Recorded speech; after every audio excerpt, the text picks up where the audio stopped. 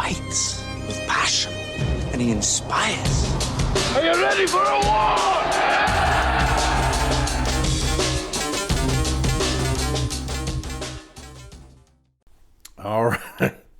All right. Welcome back to From 8 Arbitration, the Monday edition.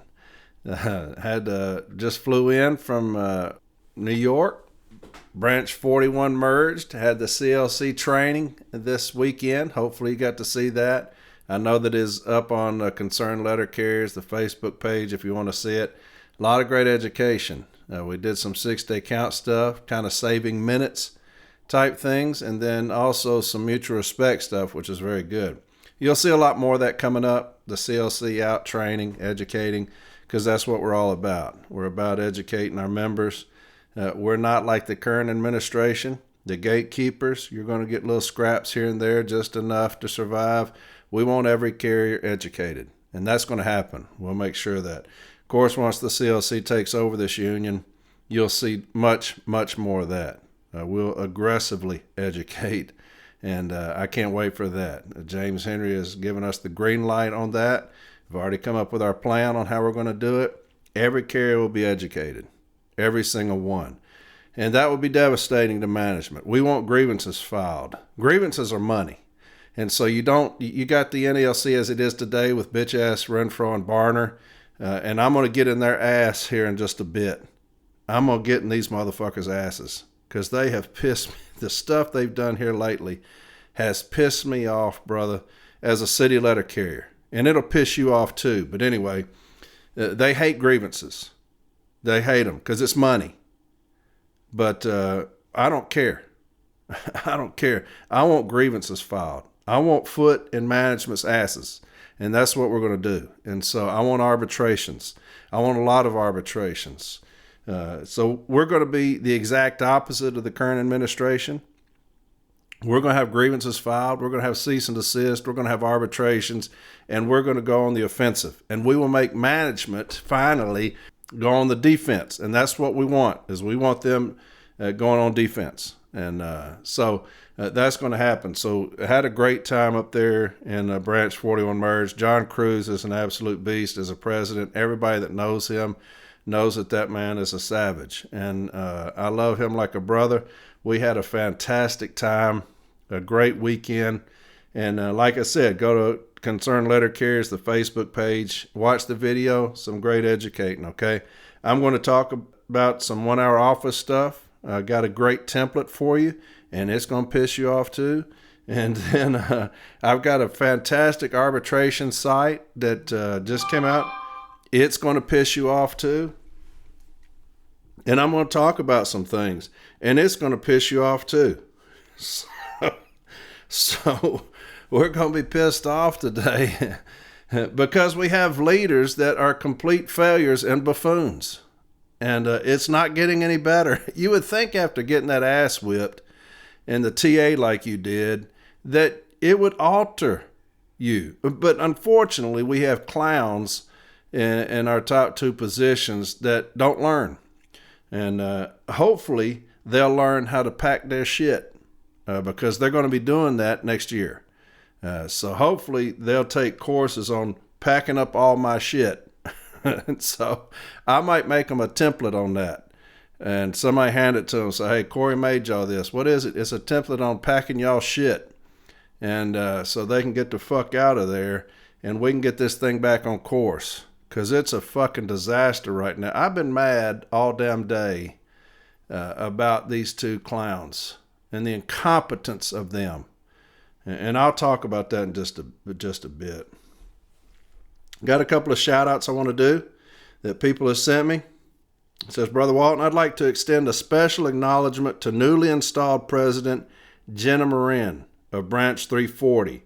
And I hope I said your last name right, Jenna. I know Jenna. We talk often. And that last name is Moran or Moran. Moran or Moran? Jenna Moran of Branch 340. Jenna, thank you for your exceptional dedication and leadership, which not only benefits your branch, but also inspires others in the region.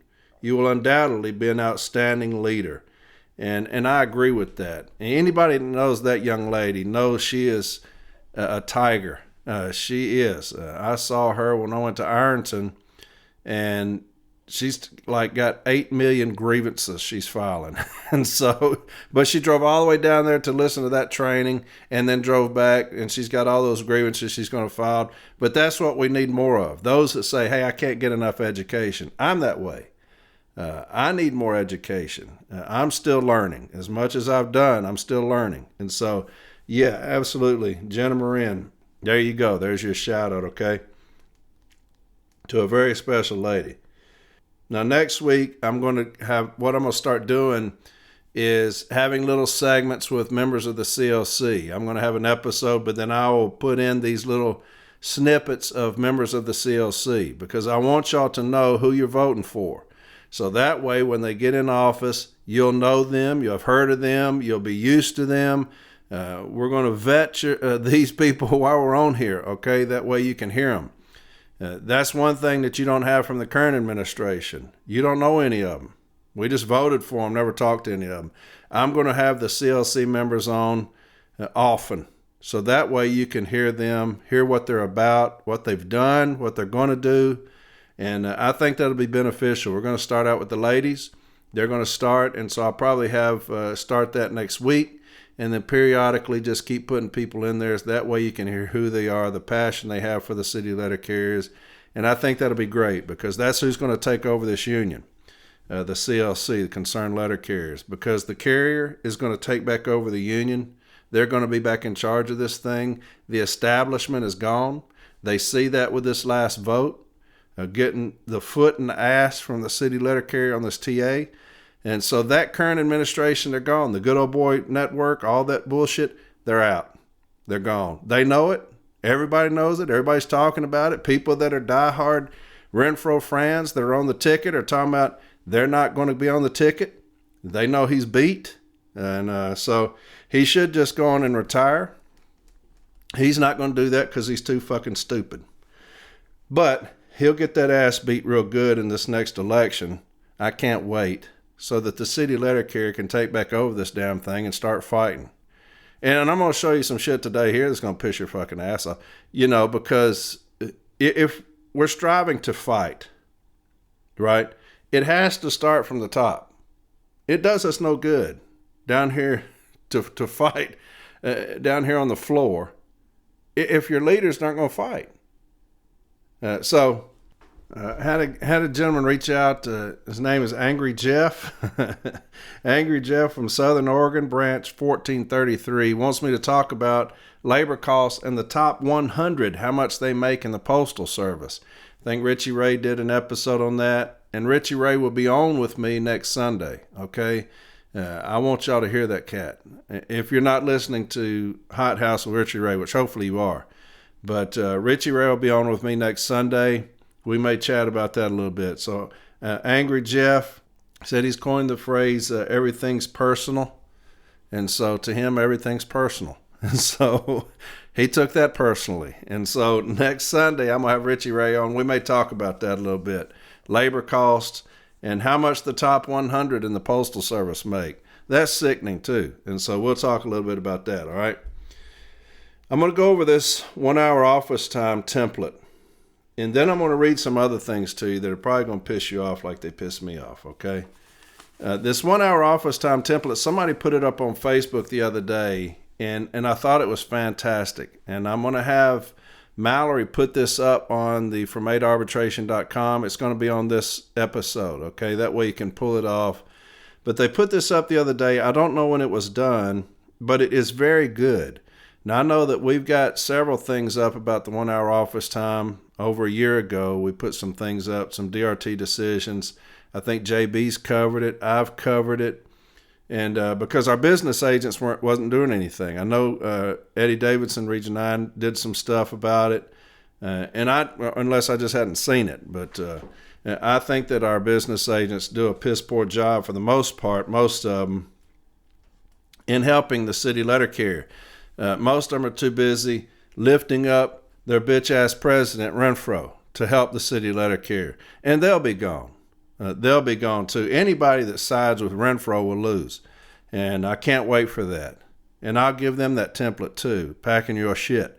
And so, but I got this off of social media, and I'm going to read it to you because I think it's fantastic. But there's a part in here that will piss you off. So I'm just going to read it from the top to the bottom. It's got several pages, okay? So here goes some reading. You know how I feel about that.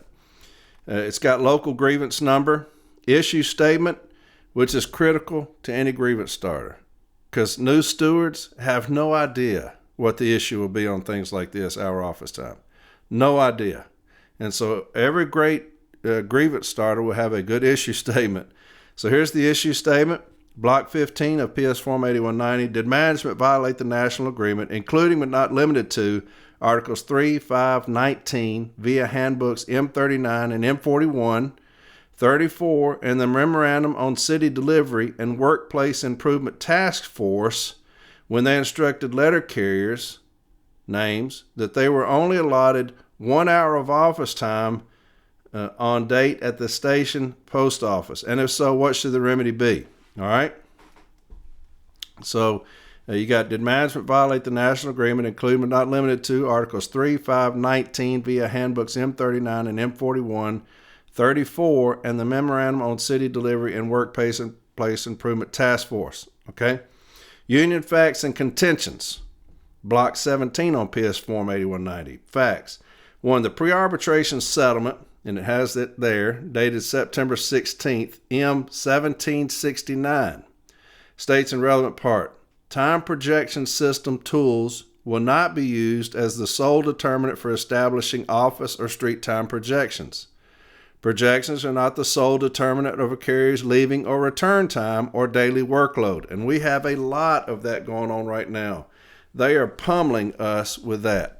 And I'm going to read something to you in just a bit. Somebody who got a promotion in the Postal Service who is public enemy number 1. And we've talked about him before. But you're going to see these things spread like wildfire. This hour office time, these metrics, he's the one that came up with them. And I'll read something about him in just a second. And we're going to have to be ready to fight. Unfortunately, we got 2 clowns who don't know how to at the top. But we're going to be in for a fight. And so we're going to have to educate ourselves on things like this 1 hour office time. So I'll read that again. It's M1769. Time projection system tools will not be used as the sole determinant for establishing office or street time projections. And that's the key word, projections, okay? Projections are not the sole determinant of a carrier's leaving or return time or daily workload.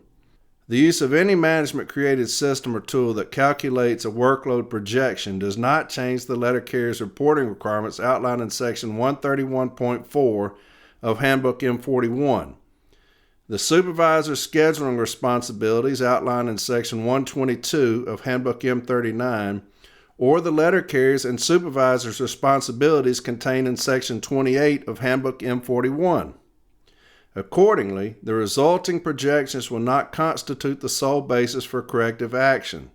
This agreement does not change the principle that pursuant to Section 242.332 of Handbook M39, no carrier shall be disciplined for failure to meet standards except in cases of unsatisfactory effort which must be based on documented unacceptable conduct that led to the carrier's failure to meet office standards. And so when I read this up here, when you have management come in, they automatically say you have 1 hour office time before they know what kind of mail volume we have. It's just a standing 1 hour office time. So they're projecting every day that I'm to be out of the office in an hour. That's a projection, right? So when you say the use of any management created system or tool that calculates a workload projection does not change the letter carrier's reporting requirements outlined in Section 131.4 of Handbook M41, the supervisor's scheduling responsibilities outlined in Section 122 of Handbook M39, or the letter carrier's and supervisor's responsibilities contained in Section 28 of Handbook M41. 2. Interpretive step settlement there dated July 30th, 2007, M1664, states in relevant part. The Delivery Operations Information System, or DOIS, is a management tool for estimating a carrier's daily workload. The use of DOIS does not change the letter carrier's reporting requirements outlined in Section 131.4 of Handbook M41.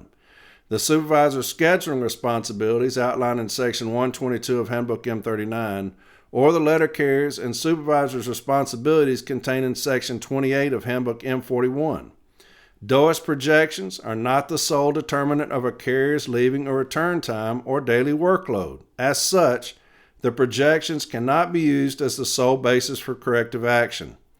A 5-minute time credit for lines 8 through 13 will be added, or when route inspection data is available for lines 8 through 13, the actual average information will be used for daily workload projections. Management is responsible for accurately recording volume and other data in DOAS. Other than obvious data entry errors, route-based information may only be changed through a full count and inspection or minor route adjustment. And they have that highlighted, right? Because you're altering my route, you're amending my route, you're changing my route, because you're not going based off of anything other than an hour office time. And you come up with that projection off of nothing. It's based off of nothing. It's not based off of even DOAS or PET. It's based on nothing. Just you're going to have an hour office time. So when they say other than obvious data entry errors, route-based information may only be changed through a full count and inspection or minor route adjustment. All right. 3. Article 34.c states, C. The employer agrees that before changing any current or instituting any new work measurement system or work or time standards, it will notify the union concerned as far in advance as practicable. When the employer determines the need to implement any new nationally developed and nationally applicable work or time standards, it will first conduct a test or tests on the standards in one or more installations. The employer will notify the union at least 15 days in advance of any such test. 4. The Memorandum of Understanding regarding City Delivery and Workplace Improvement Task Force states the following in part. With a mutual understanding that the parties' respective interests are best served through a cooperative effort, this task force will develop the processes necessary to examine conditions, to develop solutions, and to test alternative procedures in city delivery offices related to, at a minimum, efficiency and use of space, jointly develop and test new work methods, concepts to prepare for future delivery environments that ensure the Postal Service remains the provider of choice for our customers, jointly explore the modification of current case configurations and work methods to identify more efficient techniques for handling residual and sequence mail volumes, jointly examine current casing standards and times for associated line items, explore various combinations of office and street functions and other alternatives for structuring city carrier routes that will drive efficiency associated with variable daily workloads. 5. Handbook M39, Section 242.31 states the time allowance for the office time of a letter carrier's route shall be fixed at the lesser of the carrier's average time used to perform office work during the count period, or the average standard allowable office time. 6. Section 222.214b2 and 222.214b3g of Handbook M39 set standards for office time. They state the following. 2. There shall be established for each letter route a base minimum time allowance for each of line functions 14, 15, 19, and 21 of Form 1838 where applicable.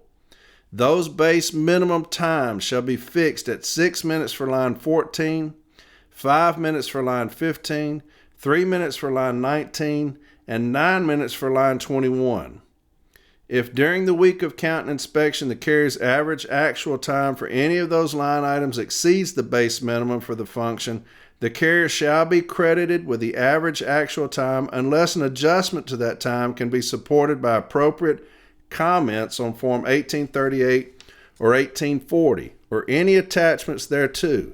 In no event may the standard time for these functions be below the base minimum.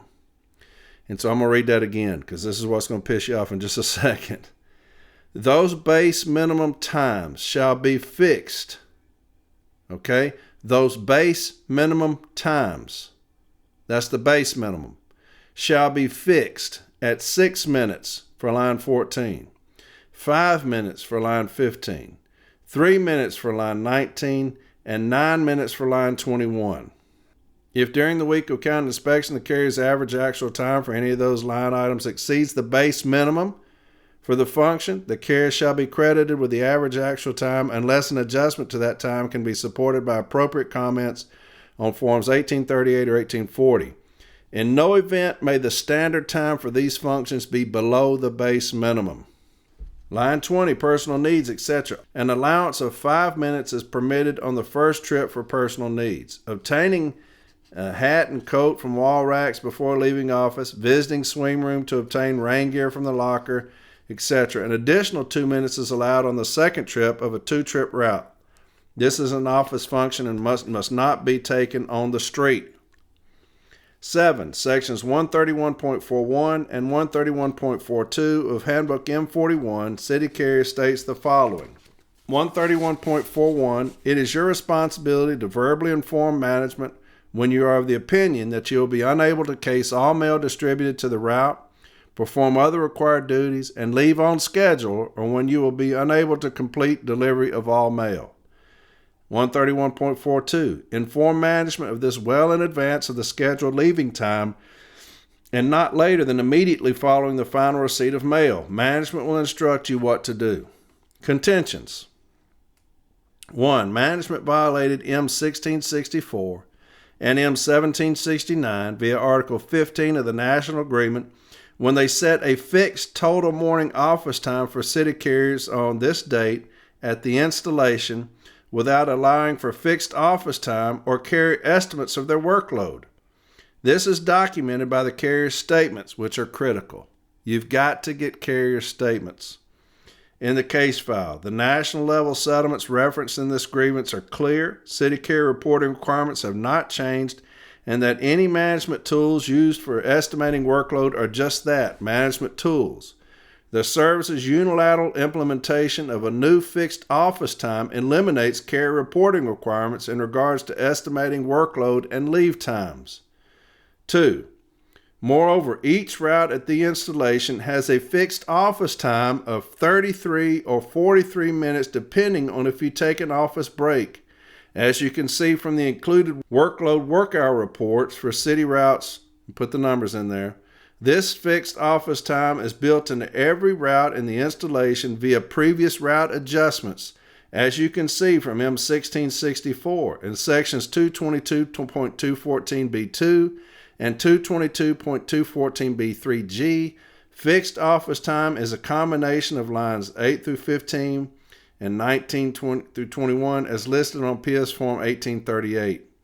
The union has included a copy of the PS Form 1838 in the grievance file. And so now we have a business agent putting together a template where we're going to address one of the biggest things that are punishing us right now is this hour office time. It's a metric that they came out with. The clown who came up with the metrics has been promoted now, and I'll read that in just a second. They are ravaging the city letter carrier. It's coming back out like wildfire now. It's spreading everywhere. You have new district managers coming in, forcing this again on us, this hour office time, as well as the 22-minute load times, and I'll deal with that next week. So these are things that we're combating. We're in a fight, a street fight down here on the ground level, right? The city letter carrier is in a fight, and we are losing. And I will tell you why. We have people coming out fighting like hell with templates on 1 hour office time. We've dealt with it over and over and over again on from 8 arbitration on 1 hour office time. Here you have business agent putting out things about 1 hour office time. And one of the saving graces that we had, and this is what I would always talk about, is the 33 minutes of fixed office time. That is one of our saving graces. And even way back when I was talking about the hour office time, we've got a 33-minute fixed office time, 43 if we take a break. You have management coming out saying that it's now 50 minutes of office time, reducing it from an hour, because they're going to keep going. They're going to keep going. They're going to keep trying to steal from us. So we are in a fight. It's one of the biggest things that we fight. And so here's a contention that this business agent's office made out of this region. And it says, moreover, each route at the installation has a fixed office time of 33 minutes or 43 minutes, depending on if you take an office break. Here's the problem. You got a dumbass president right now, bargaining that away, in agreement with management, our foe, our enemy. He's in agreement with them to reduce that to 20 minutes. That's how fucking stupid he is. We are in a fight down here on this floor, and we've got a dumbass sitting at the table with management, coming into an agreement that they will reduce one of the biggest things we have to fight, the hour office time. He has to know that that's one of the biggest things we're fighting right now. He's got to know that as the president of the greatest union on earth. He's got to understand the fight we're in over this hour office time, how it has created one of the biggest toxic work environments we've ever seen, based off of a metric that they pulled out of their ass. And instead of going in there and fighting for us at the bargaining table, he is hand in hand with our enemy, with our foe, reducing that office time to 20 minutes. How can you say that you're going to fight like hell for us and wear your stupid shirts around saying fight like hell, getting up there looking like a fucking dumbass, fight like hell, when your ass is at the bargaining table fighting like hell against us? That makes no sense.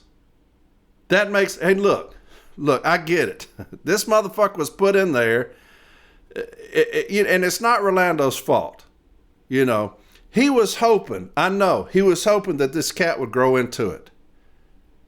He had to have known that this motherfucker wasn't ready. He talks well, but the motherfucker's not ready. And he never will be. He's not presidential, and he never will be. He is not a leader, and he never will be. It's like buying an infant, your firstborn. You're going to have a baby and you're going to buy him a size 12 shoe as his first shoe and say, one day I hope that he grows into that. That's what happened with this dumbass motherfucker. Rolando put him in there hoping one day, hopefully, he'll grow into that position. And it just didn't fucking happen. It just didn't fucking happen. Motherfucker ended up with a size 6 shoe. So you bought your infant... The first pair of shoes you bought your infant was a size 12 shoe, hoping they'd grow into it. That's what happened when Rolando put this dumb motherfucker in as president, hoping that he would grow into that. It's not who he is, baby. It's not his DNA. His DNA is not one of a leader. It's one of a bitch. It's not one of being a president. He has no fight, man. He doesn't know how to fight. He's never fought. His ass was a city carrier for no time. Was a shop steward at a tiny station. Was a Formal A in the business agent's office will tell you. Was a shit show as a Formal A. Hand wrote his contentions. But was a good talker. Came up with Lou and then stabbed that motherfucker in the back. And here we have it. We have a motherfucker with a size 6 foot trying to wear a size 12 shoe. It just didn't work, man. It just didn't work out. But that's what I'm talking about. We're making templates on how to defeat one of the biggest things we have going against us right now.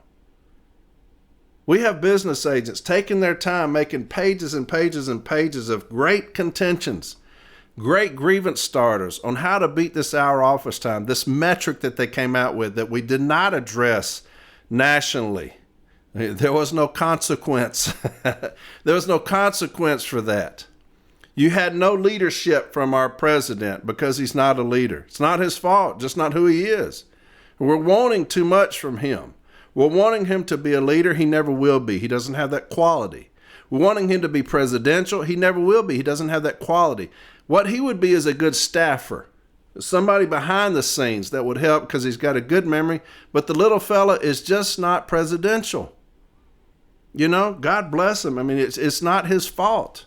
He was pushed into that position. Hell, who's not going to say, I don't want that? You know?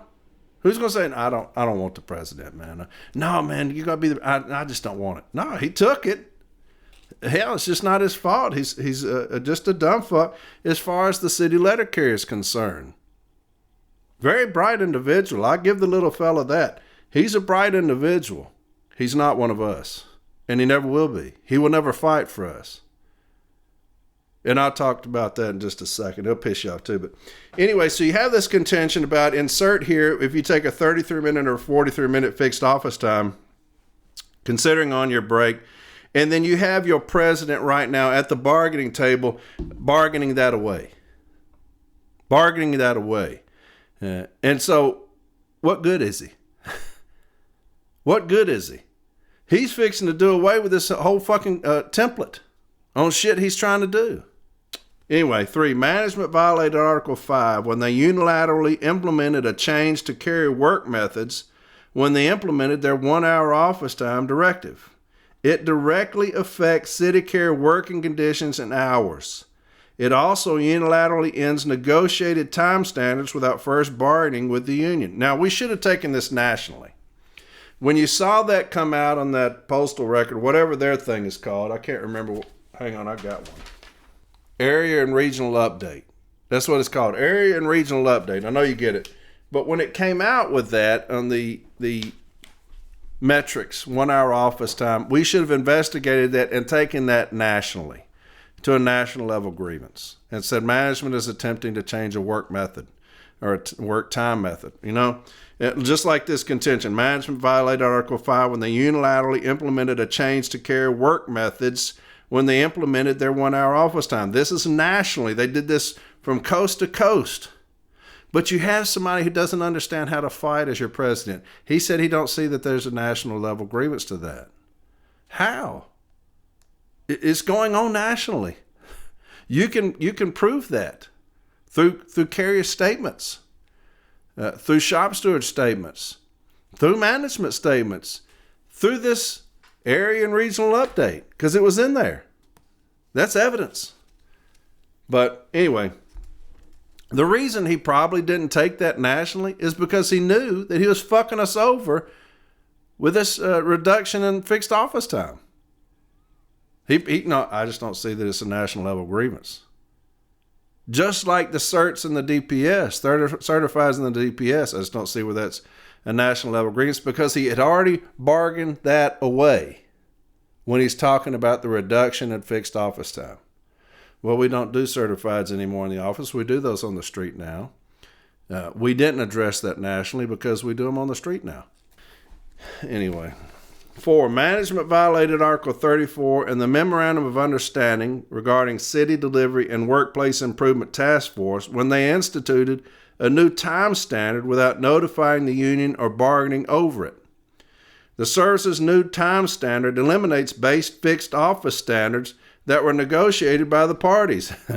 Unfortunately, baby, these base fixed office standards, your president is at the bargaining table right now, bargaining those away.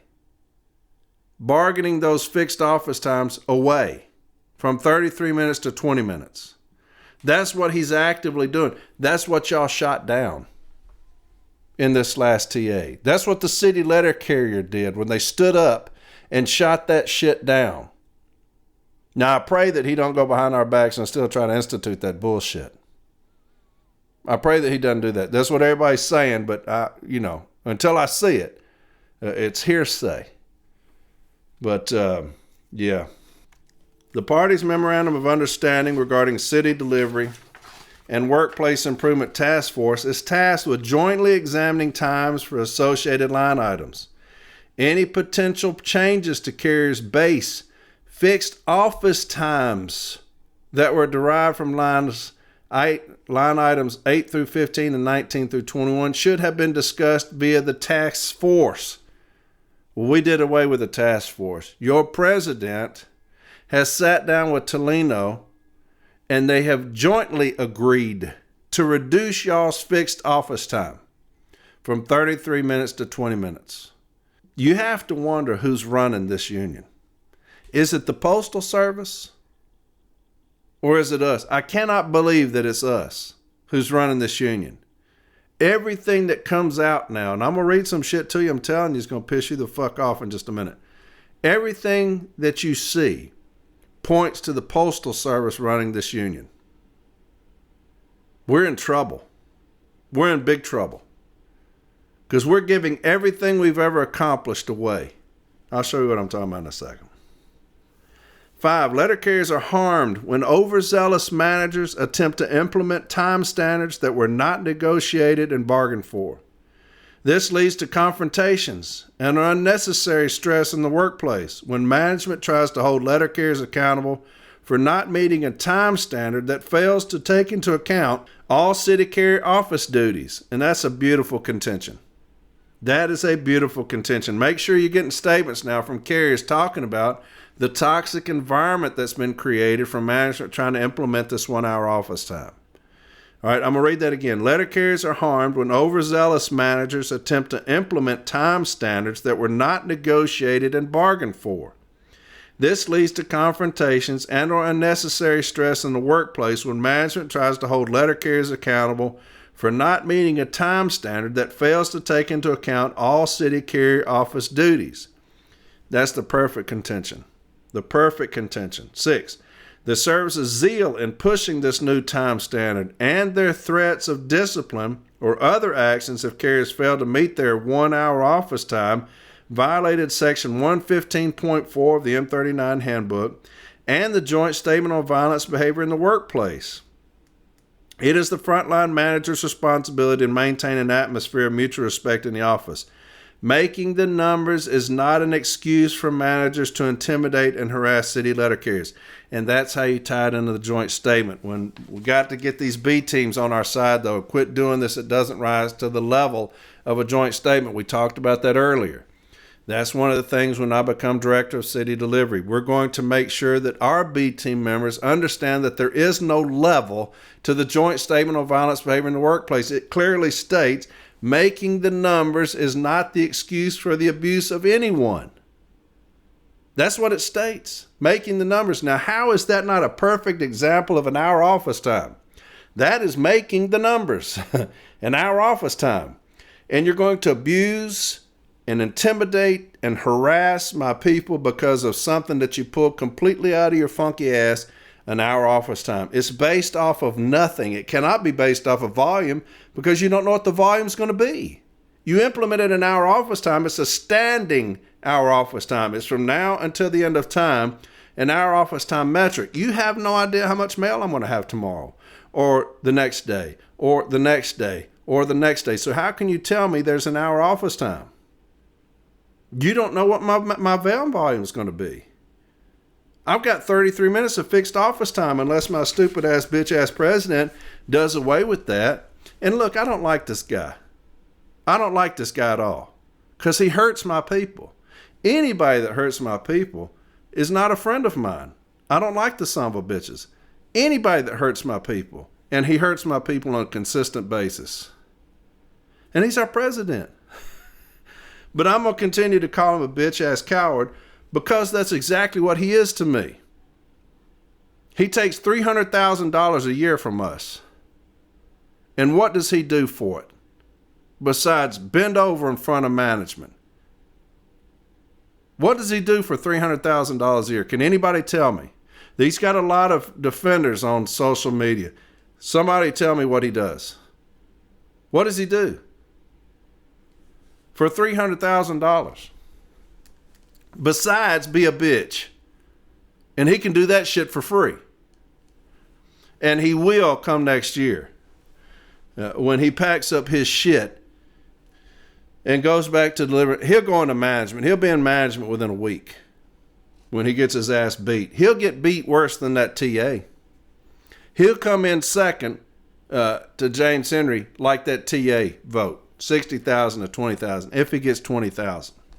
If he gets 20,000. So here's the remedy.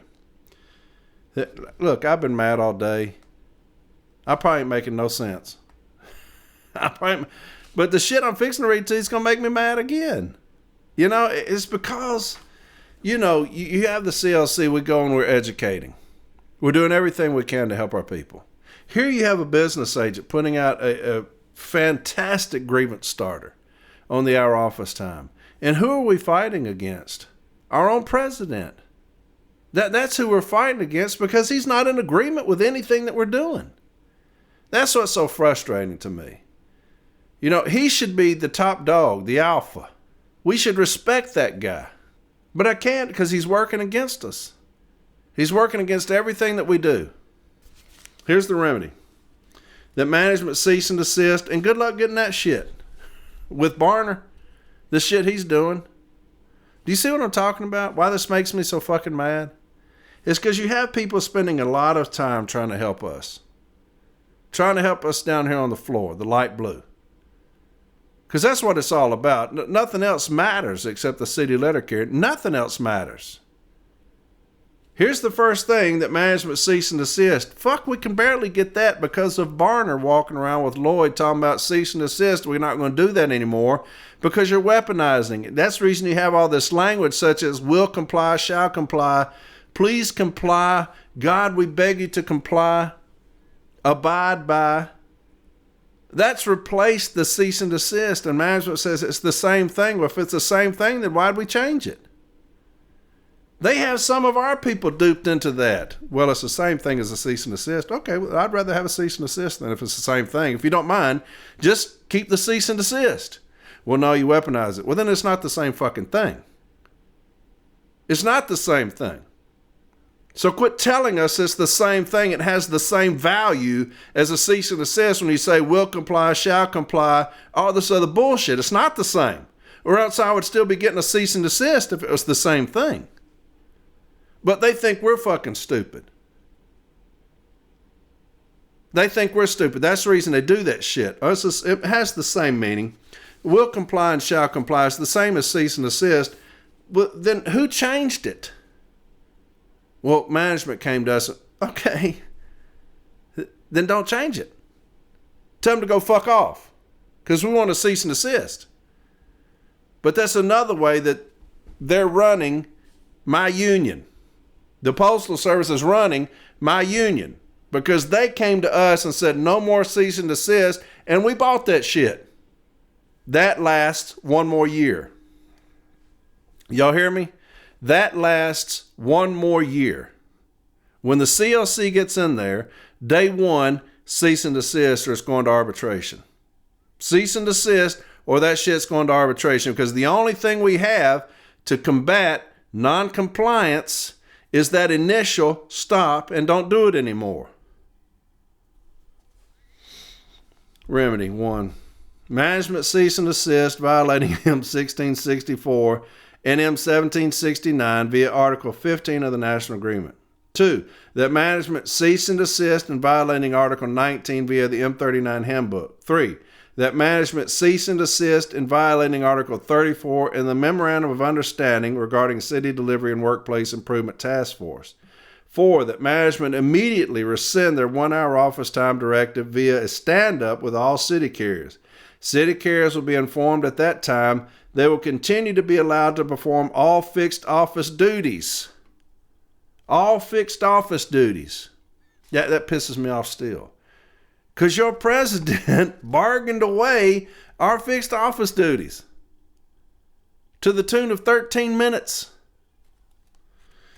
5, or whatever remedy an arbitrator deems appropriate. Perfect remedy. You got 3 cease and desist in there. That's how you fight. That's where you start. Cease and desist. And let's go from there. Let's go from there. But you got Barner running around with Lloyd doing away with the cease and desist. Now here's an issue statement that they put in, and this is beautiful. The first one was addressing the 1-hour office time, okay? Now here in this business agent's office, what they've done is they said, hey, add the following issue statement if the service threatens letter carriers with consequences for not meeting the 1-hour office time. Add the following issue statement. This is perfect. So here you have an initial issue statement. We're going to combat the 1-hour office time. If management is intimidating us or harassing us, telling us, you know, if you sit down there on break and they come in, hey, you're not going to take a break. You got to get out of the office in an hour. Well, we got to take this. I'm telling you, either get out of here, get out of the office in an hour, or we're going to have some issues. We're going to have some problems. Here in one of our stations, it's going to arbitration.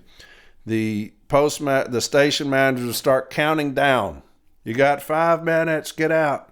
You got 4 minutes, get out. You got, shit like that.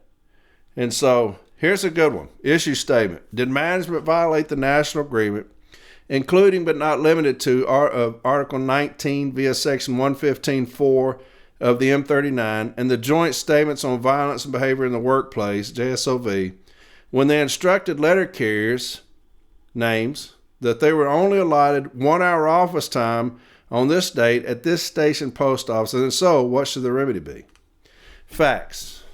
Section 115.4 of the M39 handbook states, 115.4, maintain mutual respect atmosphere. The national agreement sets out the basic rules and rights governing management and employees in their dealings with each other, but it is the frontline manager who controls management's attempt to maintain an atmosphere between employer and employee which assures mutual respect for each other's rights and responsibilities. 2. The Joint Statement on Violence and Behavior in the Workplace states the following in part. We also affirm that every employee at every level of the Postal Service should be treated at all times with dignity, respect, and fairness. The need for the USPS to serve the public efficiently and productively, and the need for all employees to be committed to giving a fair day's work for a fair day's pay does not justify actions that are abusive or intolerant. Making the numbers is not an excuse for the abuse of anyone. Now, how is it that management has duped us into thinking that there is a level to the joint statement where the B teams and arbitrators say it does not rise to the level of a joint statement? When you have this here, making the numbers is not an excuse for the abuse of anyone. If I have management in there abusing me because of a 1 hour office time, something completely fictitious, something they pulled out of their ass, and they're abusing my people based off of that, and I send it up as a joint statement, how is it management will dupe us into saying, well, that doesn't rise to the level of a joint statement. Those things are heinous. No, they're not. It's not. It says making the numbers is not the excuse for the abuse of anyone. Those who do not treat others with dignity and respect will not be rewarded or promoted. Those whose unacceptable behavior continues will be removed from their positions. So we need a few of those. But we've got to get away from being duped into this. It doesn't rise to the level of a joint statement. A joint statement is very basic. They're not going to tolerate the abuse of anyone. That's a joint statement violation. Those who do not treat people with dignity and respect and fairness. That's a joint statement violation. We're not asking that they be removed from their position initially, unless they assault one of us or hurt one of us. Now, that's the violence part of the JSOV, right? But the behavior part is very easy to prove. And we should get a cease and desist on a joint statement if management's attempting to make the numbers and abusing us by that. 3. On this date, supervisors, insert name or names of supervisors, instructed city carriers at this installation that they were allotted only 1 hour of office time in the morning to complete their office duties. 4. At this time, supervisor, insert the name or names of supervisors, threatened carriers with insert whether the threat was discipline and or consequences such as start time changes, which you get a lot of. That's a good one.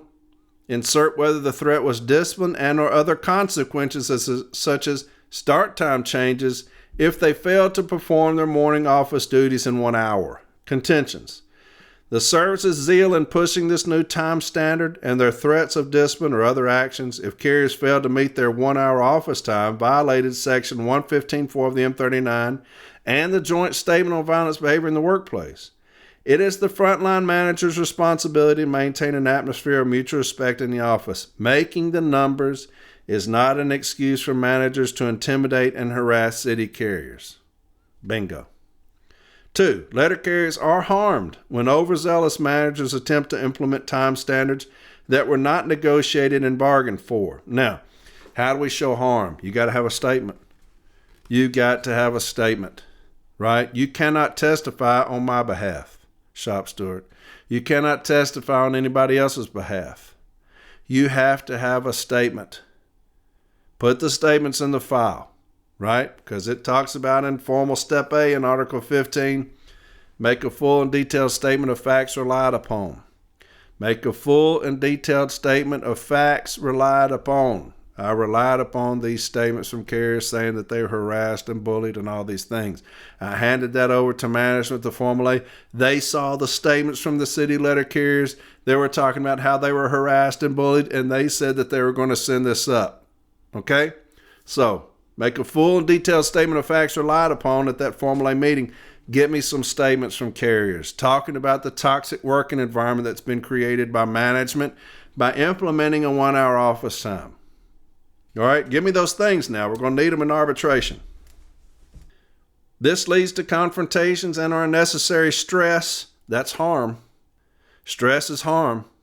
In the workplace, when management tries to hold letter carriers accountable for not meeting a time standard that fails to take into account all city carrier office duties, as you can see from the carrier statements in the file. Remedy: that management cease and desist, violating Section 115.4 of the M39 Handbook and the Joint Statement on Violence Behavior in the Workplace, which should be a very easy remedy to get.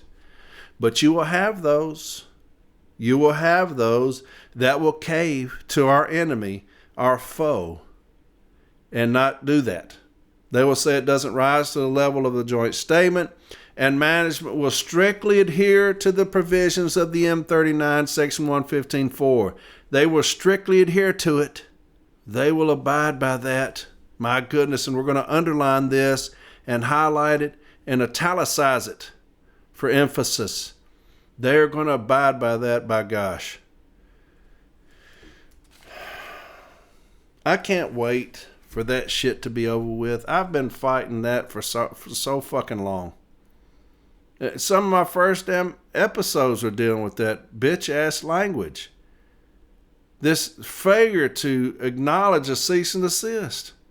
How our enemy, our foe, has punked us out. Those are enemies over there. They're not friends of ours.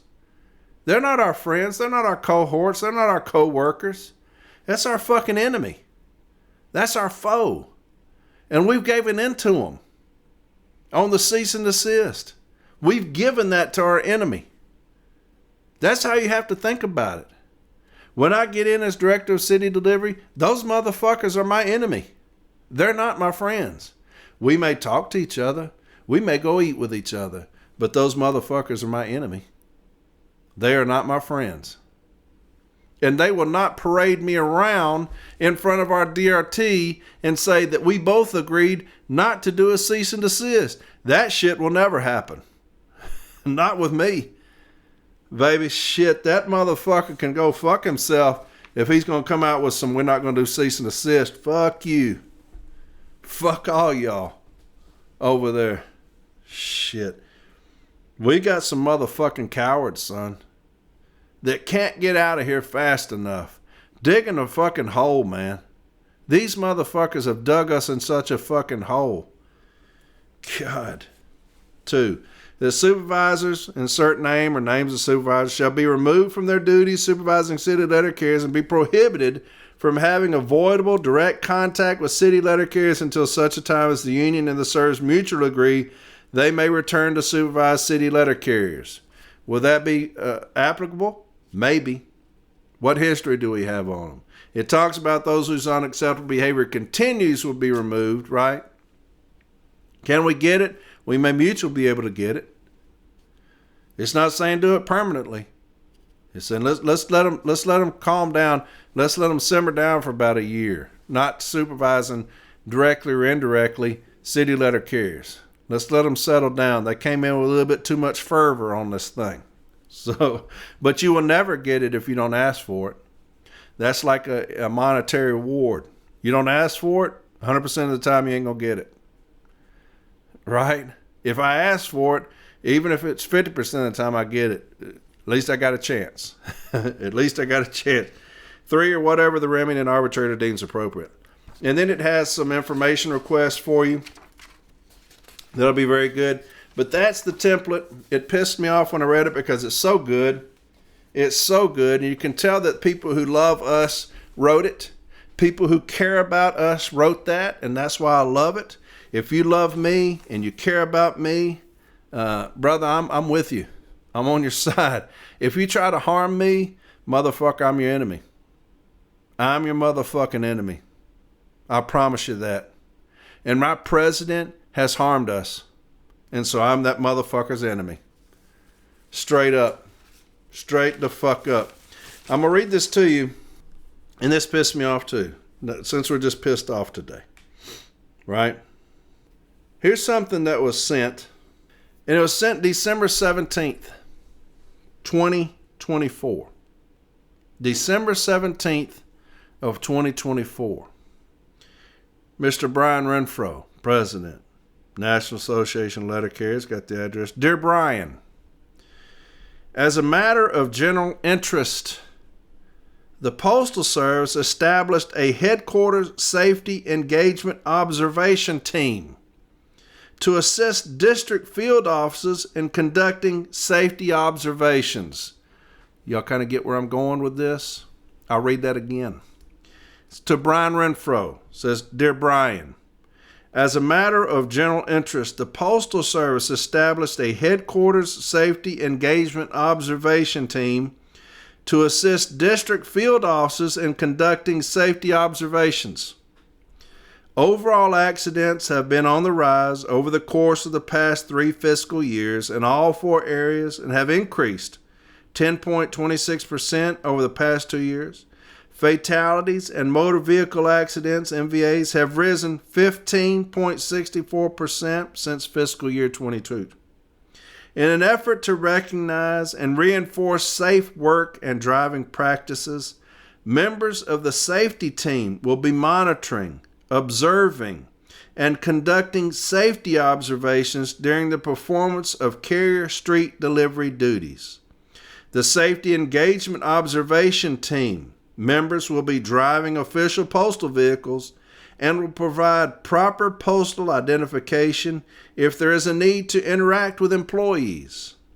Employees should not be alarmed when they see safety team members conducting street observations instead of their immediate supervisors. The Safety Engagement Observation Teams will begin conducting safety observations during December and will be ongoing throughout fiscal year 2025. Please contact Mira Cole at extension 487 if you have any questions concerning this matter. Sincerely, James Lloyd, that's Barner's pimp, and it was signed for him by Mira Cole. So here you have December 17th, James Lloyd, who's Barner's pimp, sending our president a letter saying, hey, look, we're going to start blitzing your carriers until the end of the year, the end of next year, all of 25, we're going to be blitzing your carriers, right?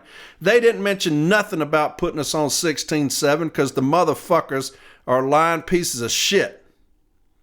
They didn't say nothing about we're going to start putting all your carriers on 16.7 if we see any kind of seatbelt violation, vehicle running, anything like that. They didn't say anything like that. I read y'all these fucking things from these teams talking about get their keys, put them, wait for the supervisor, put them on emergency placement. None of that shit was said. But this letter was sent to our bitch-ass president in December. Why in the fuck would you not let your city letter carriers know shit was coming down on us? As the president, you knew in December, and you didn't tell us a fucking thing. We have to start finding out because people start being put off the clock. We start having to intercept things from management like those things I put up from headquarters. Your president didn't tell us, hey, they're fixing to blitz my people, business agents, let them know. This motherfucker sat there on this information and never told us. Why? Why is that? Why is our president and he not immediately say, hey, look here, my man, Lloyd, look here. Y'all are going to go do street observations. You better not be spying on my people or we're going to have an issue. You better contact them. You better notify them that you're going to be following them. Go to the station or something. But if you're out there following them without their knowledge, that's tree topping. That's a violation of 134. Of course, that bitch ain't going to say nothing because he's in support of them watching us with the scanners, right? Because we addressed that with that bitch motherfucker, and he said it was an inconvenience to us what they're doing. He didn't say, motherfuckers, we're fixing to raise hell because they're doing it. He told us, the city letter carrier, it's an inconvenience. That's what that sorry low-down motherfucker said. Now you've got a letter written to this bitch in December talking about we're going to be blitzing your carriers, and this motherfucker didn't say a fucking thing. Let me ask you something. City letter carriers. I got a good example. This is a good example. When I was in high school, I went to Hillwood High School. Our biggest enemies were Nashville Christian. We didn't like anybody there, and none of them liked any of us. And it was a constant fight between us two. Matter of fact, damn. The woman I'm married to now, Tracy, back then, she was a homecoming queen of a different high school, Pearl Cone. Matter of fact, that high school is about 90% black, and she was the first white girl to ever win homecoming queen at that school. And so anyway, I had dated, she was my very first girlfriend back in 1984. On up a few years later, we still talked and shit. And the guys at Nashville Christian all wanted to go out with her, right? And so they would talk a lot of shit about me and about her and all that shit. Well, we had, it was in Bellevue, the same community, small community, but Hillwood would always frequent Fantasy World. That was a game room, right? That's where we frequented. Nashville Christian would always frequent Family Billiards. That was a game room. So they're about a mile apart. Nobody would ever go to each one of those because you'd get your ass whipped because there's many more of them there and there's many more of us here. So one day I had a guy drive me up there and I just start walking around in there, which you never did, and looking for these people who were talking about her, right? And so I couldn't find them, so I just walk out. I know they're thinking, look at this crazy motherfucker walking around in here. And so they were our enemy. They were our biggest foe, was Nashville Christian. And so if anybody from Nashville Christian was to ever come up to me and say, hey man, your best friend so-and-so, after school today, we're going to meet him after school and beat his ass. That's what we're going to do. What do you think I'm going to do? What do you think I'm going to do? You think I'm just going to, okay, I appreciate it, and not tell him and let him walk into that? As my best friend, you think I'm just going to let my best friend walk into an ass beating? No, especially not from our foes, right? Our biggest enemies, right? I'm going to be out there with that motherfucker. I'm going to say, hey man, we fixing to roll up after school. What's up? Nashville Christian said they're coming to whip your ass. We're going to be out back waiting on those motherfuckers to show up. And we got a trick for that ass when they get there.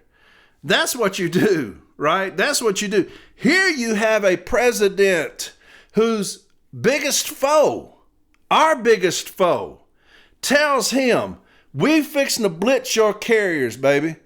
Starting December, all the way through next year, we're fixing to blitz your carriers. And you know what this bitch motherfucker did for us? Nothing. He didn't say a fucking thing. That's old school there, baby. That's old school taking care of your people, saying, hey, hold up. Hold up, motherfucker. Let me tell you, if you're going to be out there spying on my people, we're going to have big problems. If you're going to be out there riding around, not letting my carriers know what's up, we're going to have big problems, baby. That motherfucker didn't say a thing to us. Why? Because he's not fucking presidential, son, and he never will be. He's not a fucking leader, and the motherfucker never will be. He's a fucking low-down, sorry-ass, sell-out motherfucking bitch is all he is. To let my carriers run up on that shit, being put off the clock feverishly by management. We're having to address it here. Business agents are having to catch up on this shit when we should have known in December. He should have sent out something saying, hey, look here, man. These motherfuckers, our foe, have come to me and said, we're going to address y'all's carriers on the street. We're going to blitz them.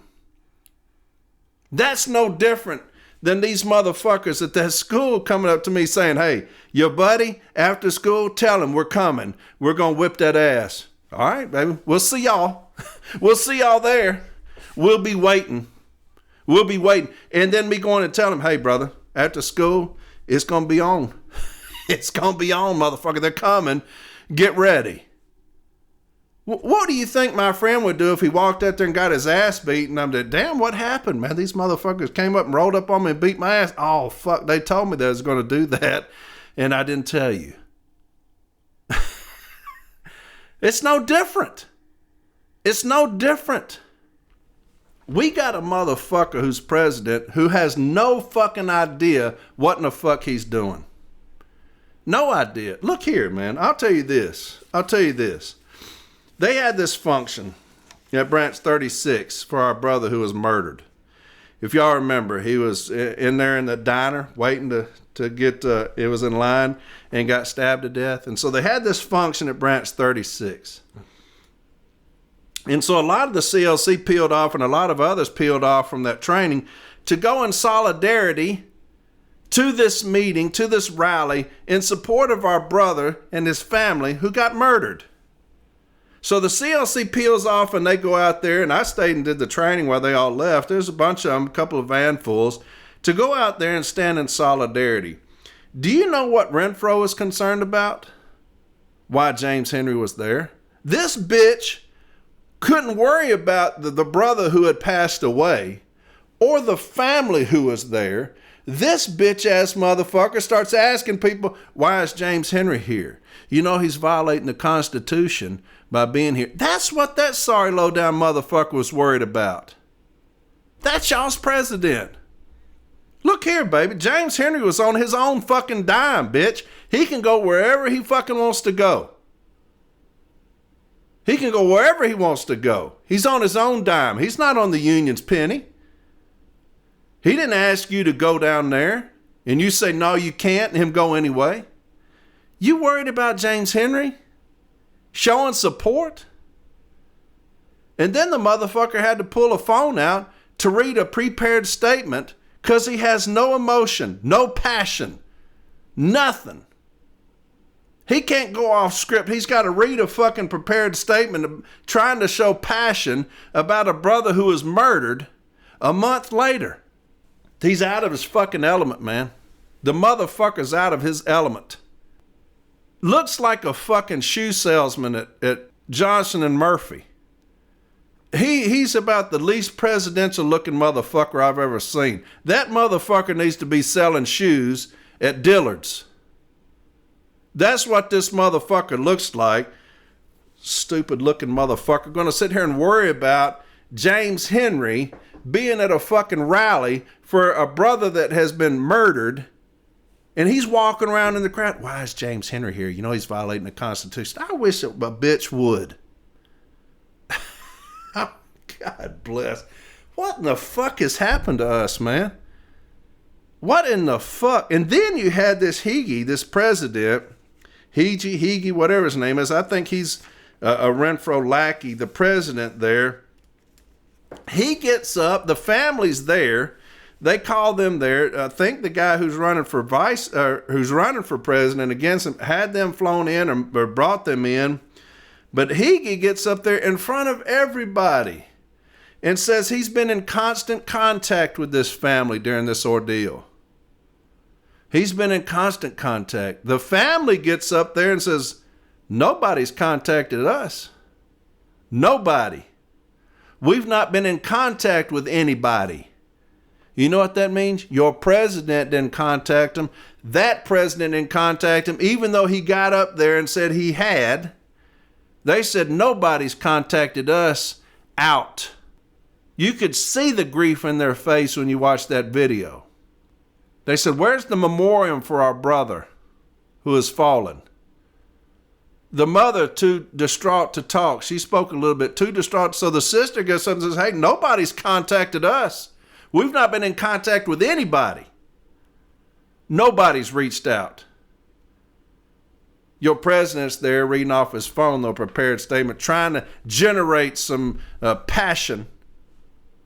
This Hege getting up there is dishonest like our fucking president is. It's no wonder he's a supporter. Telling the whole world we were in contact with him. Nobody was in contact with us. And then they left. They didn't even stay for the thing. They all packed up and out. God, we're such a fucking embarrassment because everybody associated with this bitch-ass president of ours is just like that motherfucker. Dishonest as fuck. Low down as shit. We got a brother passed away and you can't even fucking stop lying about shit in that. Fuck. Then you had your president. He's at a rap session and he calls stewards dummies who don't know about Article 85F. Calls them dumb. I guess he was playing. I don't know. Called them dummies. Then somebody gets up there and confronts him about calling them dummies. I never said that. God.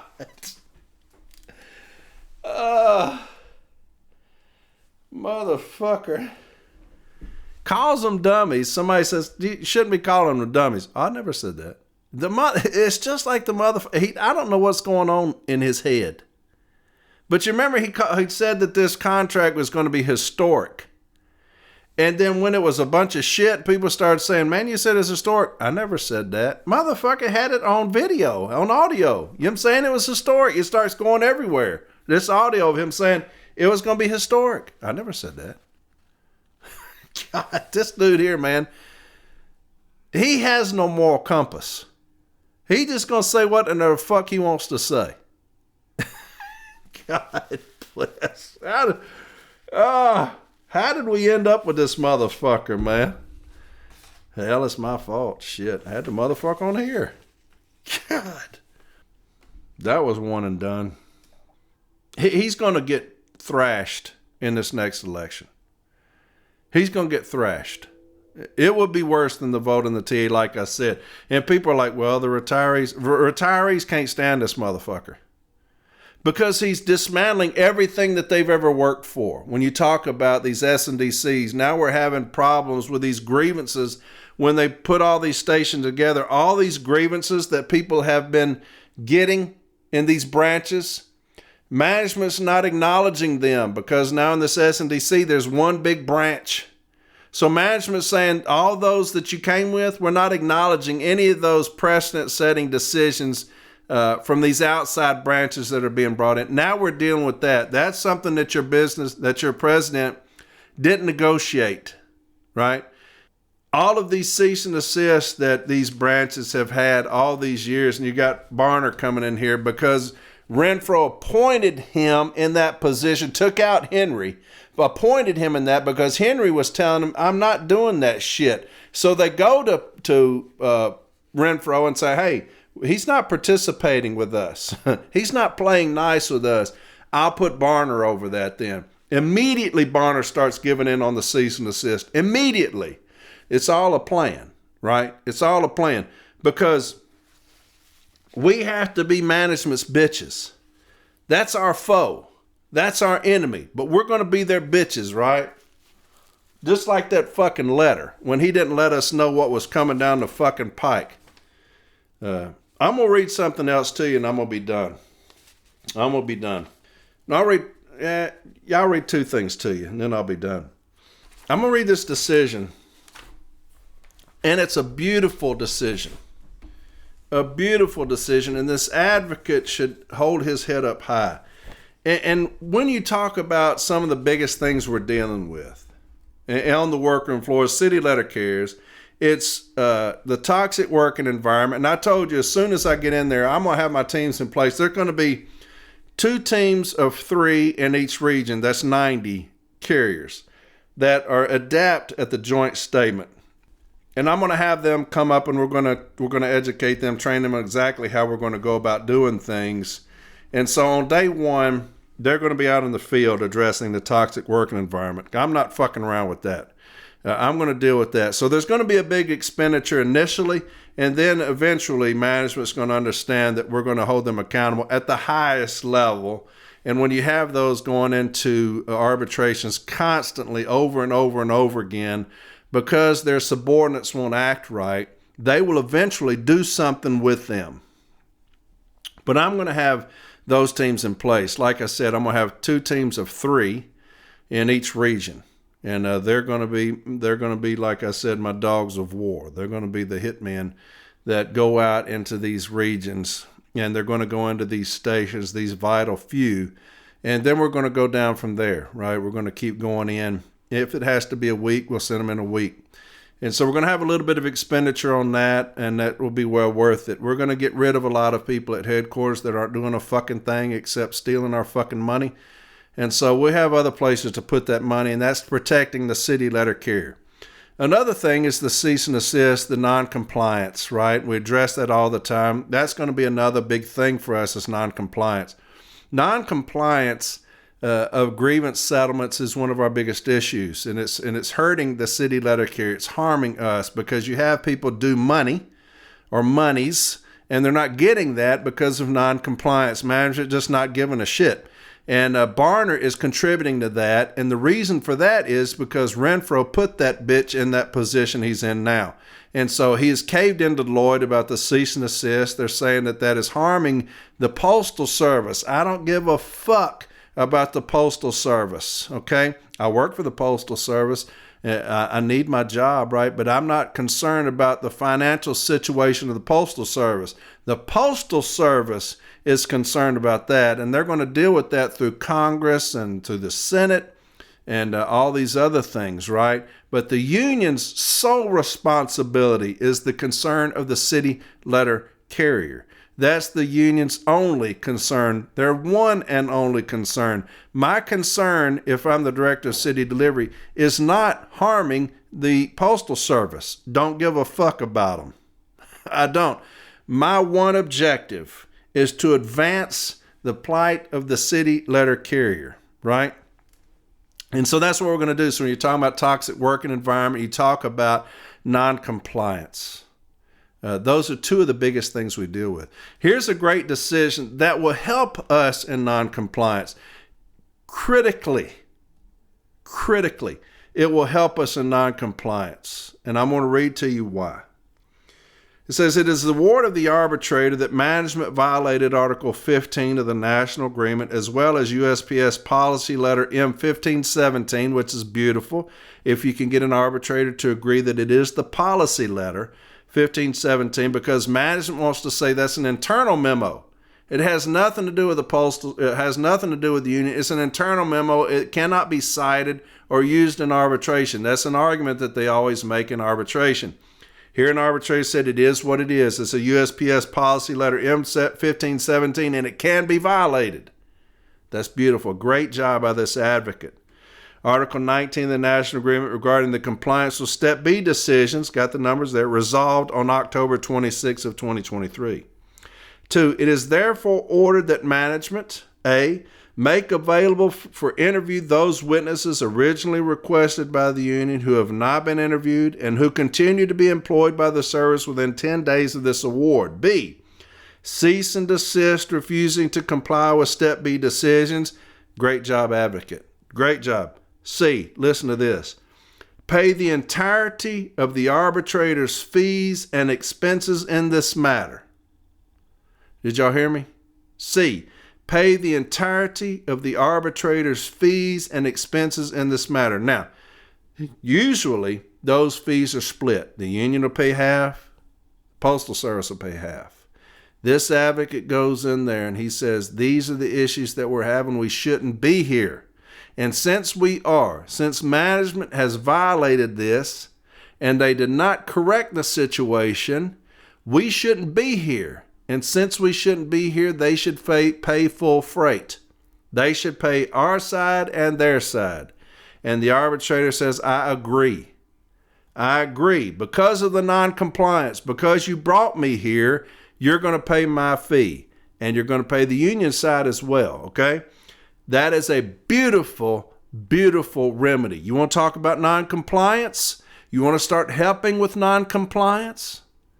Start getting arbitrators to say, you're going to pay my fee. The entirety of it. You're going to pay full freight. You're going to pay it because I shouldn't be here. This should have been handled at the earlier steps, but because you didn't comply with past settlements and I'm here, you're going to pay full freight. That's a fantastic remedy, okay? And then it says here, arbitrator hereby reserves jurisdiction for 30 days for everything. And then you have the relevant provisions, okay? You've got the union's position, the background. This grievance arose when management failed to comply with a Step B decision rendered in this case on October 26, 2023. That directed management to make several witnesses available for interview by the union. That decision noted in relevant part, if the union still requires requested information, management will provide the information within 7 days of receipt of this decision, and grievances resulting from any provided information will be considered timely at the informal A meeting. The grievance was processed through the contractually mandated steps of the grievance procedure until impasse was reached at Step B on February 28th of 2024, after which it proceeded to arbitration before the undersigned. Discussion and analysis. Position of the union.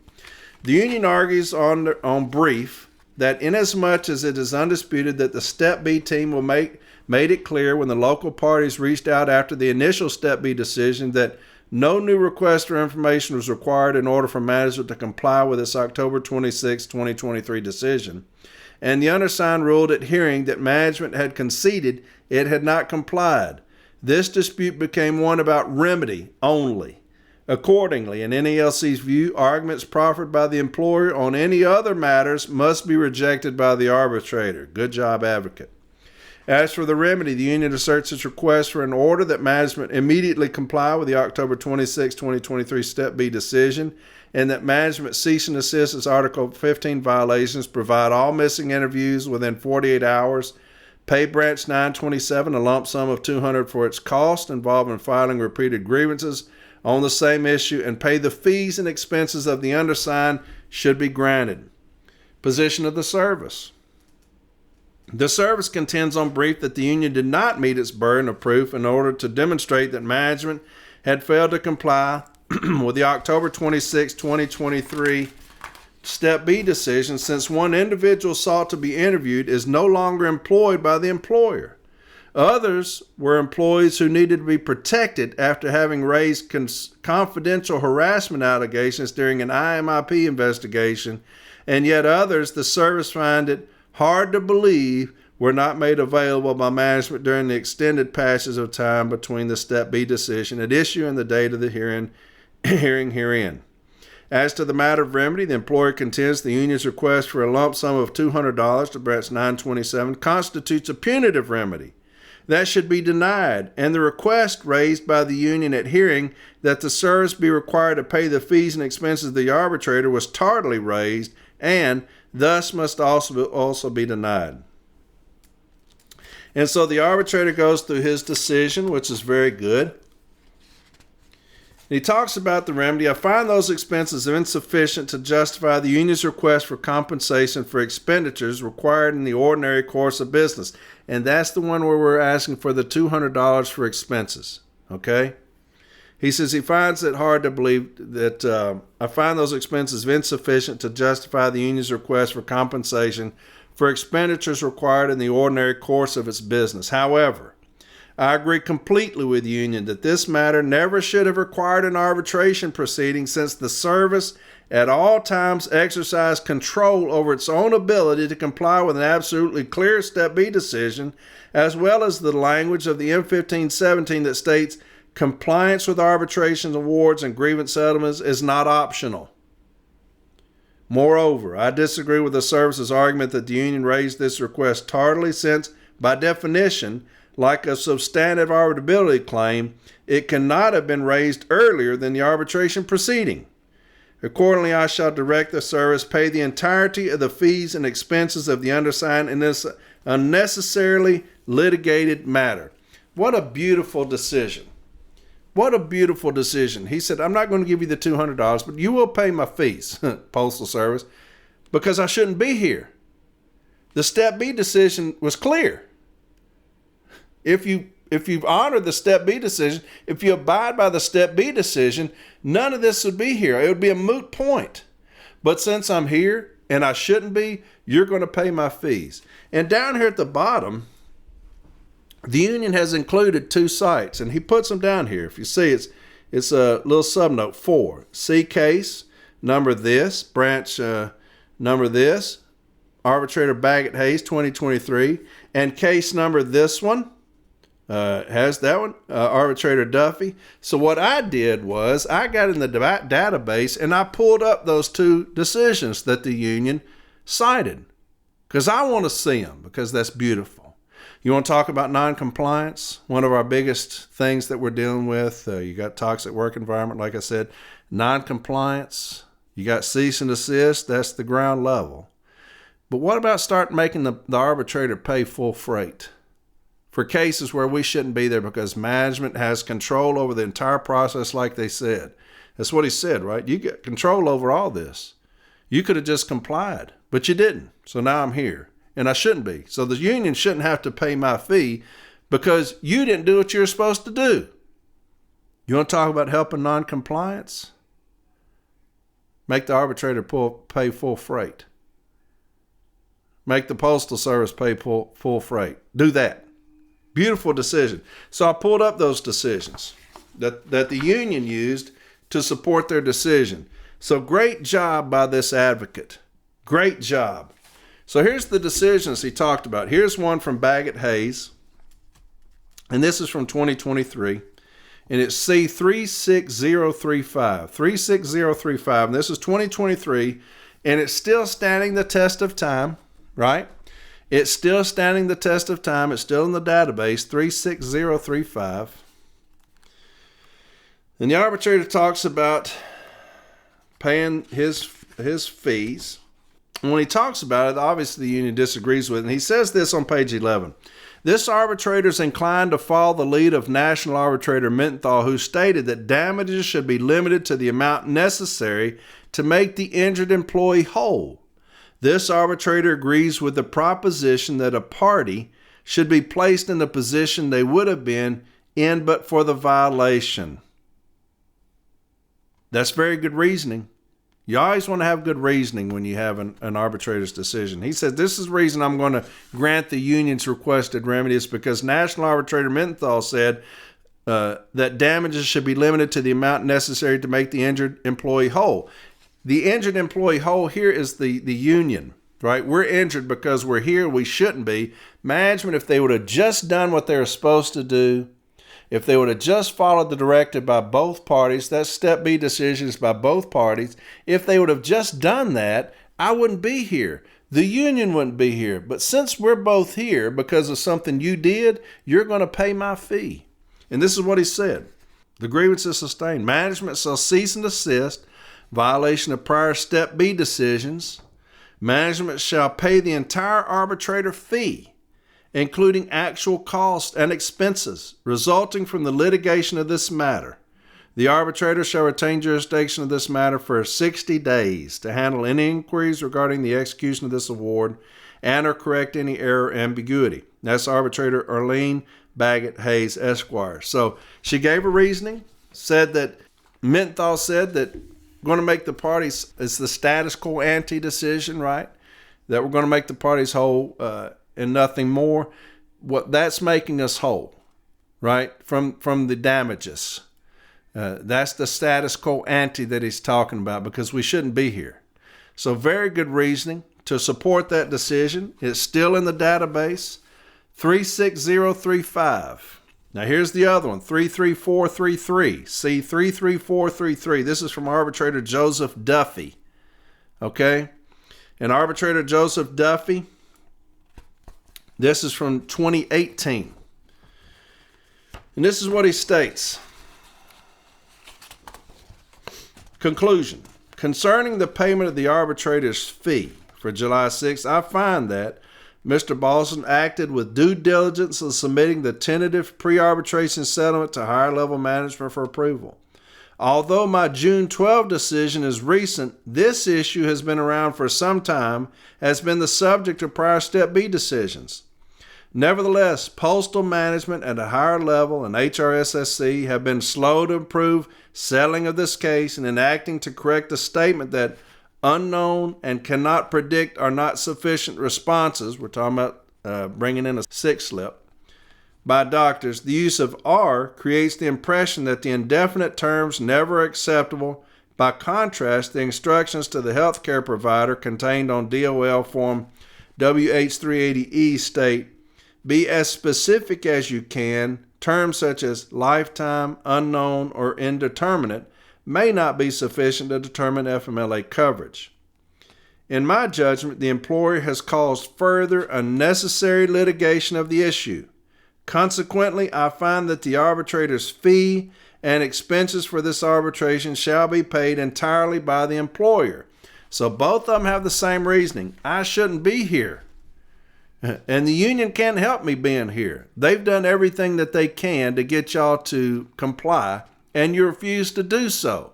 So since I'm here and you've drugged the union in here, you're going to pay my fee. And that is very good reasoning, right? Very good reasoning. You want to talk about dealing with non-compliance?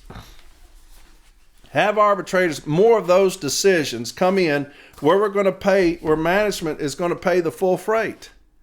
A beautiful decision and great job by that advocate. He put in 2 sites to say, hey, these are 2 sites from my region, from this same region, where arbitrators have said we shouldn't be here, and you're going to pay full freight. Let me tell you what happened.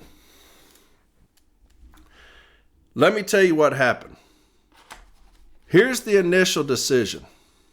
It's from Arbitrator Lumley. Here's the initial decision. I'm going to read it again now. And I read those 2 sites that we turned in to support asking for this. The initial decision, 37005, Arbitrator Lumley.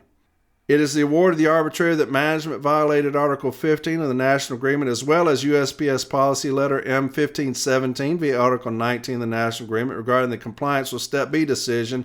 This resolved on October 26, 2023. 2. It is therefore ordered that management make available for interview those witnesses originally requested by the union who have not been interviewed and who continue to be employed by the service within 10 days of this award. B. Cease and desist refusing to comply with Step B decisions. And C. Pay the entirety of the arbitrator's fees and expenses in this matter. Let me tell you, the amended decision. Now, this arbitrator supported that through 2 previous decisions from the same region from 2 different arbitrators saying you're going to pay full freight. Let me show you the amended decision. I'm going to read the amended decision. Amended award. This came out later. Amended award. It is the award of the arbitrator that management violated Article 15 of the National Agreement as well as USPS Policy Letter M1517 via Article 19 of the National Agreement regarding the compliance with Step B decision. This one resolved on October 26, 2023. 2. It is therefore ordered that management, A, make available for interview those witnesses originally requested by the union who have not been interviewed and who continue to be employed by the service within 10 days of this award, and B, cease and desist refusing to comply with Step B decisions. 3. It is also ordered that the parties share the arbitrator's fees and expenses equally. Why did that happen? Why do we have an amended award? We have an initial award where the arbitrator said, I'm not supposed to be here and neither is the union. This non-compliant shit has got to stop. Y'all are going to pay full freight. Why do we have an amended decision now where he says it is also ordered that the parties share the arbitrator's fees and expenses, going against his initial decision? Why is that? Let me tell you why. Paul Barner was called by labor. And they said, hey, this is an inappropriate award. Barner calls the business agent's office and says, hey, we are going to jointly call the arbitrator and have him amend that award because what he did was not contractual. And that's exactly what fucking happened. That punk ass bitch called the arbitrator with Postal Service and have him amend that decision because the Postal Service didn't like it. Do y'all remember when I had Arbitrator Swallow on my episode where he said that it was Barner who called him with labor, and it was Barner who talked to him so disrespectfully and kicked him off the panel right there in front of labor because labor didn't like that decision from Memphis? Now you have labor punking this motherfucker out and having him call the business agent's office and saying, hey, that award from the arbitrator, he can't give it. It's not contractual. So we're going to have him amend that decision. That's how big of a punk-ass bitch Barner is. Here's what you say, Paul Barner, if these motherfuckers call you about something being not contractual. You say, take that motherfucker to court and try to vacate it if you don't like it. I've got 2 decisions that they've already cited supporting that decision, and we will meet you in court with those 2 decisions that y'all didn't attempt to vacate before. But now y'all want to come in here and say that this is not appropriate? Try to vacate it, bitch, in court. Don't call my phone telling me to amend a decision that's going to help us with non-compliance. That's not what happened. You have a motherfucker in Paul Barner, that pony boy, bitch-ass motherfucker, calls the business agent's office and tells them he's going to contact the arbitrator and have him amend that decision. We are losing this fight. We are losing this fucking fight on cease and desist and non-compliance because we are being run over by our foe, by our enemy, by the Postal Service. We are caving into them at the highest fucking level. You got Renfroe's bitch ass being given a letter. He never notifies us that we're fixing to get blitzed. You got Paul Barner calling the business agent, agreeing with the Postal Service about non-compliance, something that's going to help us. Could you imagine if that spread like wildfire where arbitrators start saying, I shouldn't be here. Y'all are going to pay my fee. All of it. You think management's going to think twice about continuing to send non-compliance up if they're going to start paying the arbitrator's fee? What a fucking great job by this advocate, only to be kicked in the ass by Barner. That punk-ass fool. What in the fuck do we have to do, y'all, to get these motherfuckers gone? Hell, the CLC is coming, man. The motherfuckers, we're coming. But god dang, can we wait to another fucking year to get these sorry, low-down, backstabbing, lying, cheating motherfuckers out of office? God bless, man. I heard that shit and it pissed me the fuck off. Because one of our biggest issues is fucking non-compliance. That's one of the things that's strangling us is non-compliance. And what are we doing about it? We're hurting ourselves. We're killing ourselves with Barner. Going around with Lloyd, don't be doing the cease and desist as pieces of pie, and our pie is this, and taking pie away from these other motherfuckers. What a stupid fucking thing you're saying. What even the fuck does that even fucking, what sense does that make? Piece of the fucking pie. Who gives a fuck about pie, you stupid fuck? Get the fuck out of the way and let us fucking fight. We're doing a damn good job down here on the floor if our fucking leaders would leave us the fuck alone. The only one who has any fight are the city letter carriers. You remove James Henry from all of his responsibilities, Chris Jackson from all of his responsibilities, and you got 2 fucking dimwits up there. Renfroe and Barner. God bless.